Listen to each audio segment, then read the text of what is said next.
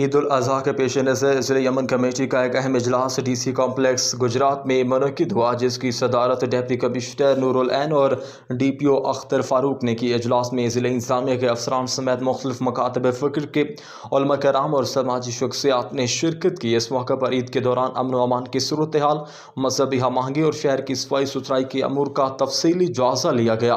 Deputy commissioner نور العین نے واضح کیا کہ ستھرا پنجاب مشن کے تحت صفائی کی ٹیمیں عید کے ایام میں 2 شفٹوں میں کام کریں گی تاکہ علاشوں کو فوری ٹھکانے لگا کر شہریوں کو صاف ستھرا ماحول فراہم کیا جا سکے۔ ڈی پی او اختر فاروق نے شرکاء کو بریفنگ دیتے ہوئے بتایا کہ ضلع بھر میں امن و امان کی فضا برقرار رکھنے کے لیے ایک جامع سیکیورٹی پلان تیار کر لیا گیا ہے۔